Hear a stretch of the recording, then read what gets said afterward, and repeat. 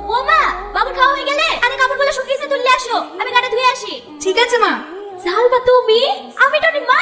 আসো আসো, ঘরে উঠে বসো। আমি এখানে বসতে আসিনি, টনি কোথায়? বাবু, সালমা এসছে। কি ব্যাপার সালমা, তুমি হঠাৎ করে আমাদের বাড়িতে? হ্যাঁ, আমাদের গ্রামে কাউকে অ্যারেস্ট করতে এসে নাকি? হ্যাঁ, তোমাকে। তোমার না সবসময় আর কি মারা। এই চলো ঘরে চলো। পারফেক্ট। কি?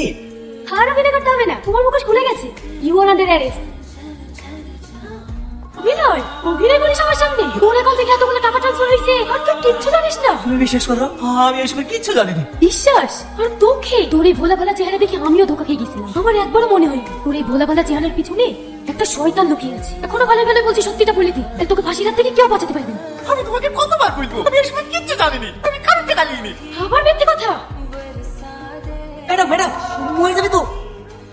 কষ্ট হচ্ছে? এর থেকে বেশি কষ্ট ওই সাধারণ মানুষগুলা পেয়েছে। লেকিন মা বিনা চিকিৎসায় মারা গিয়েছে। আবার টাকার অভাবে অনেকের মনের বিয়ে হয়নি। এই সব কিছুর জন্য দায়িত্ব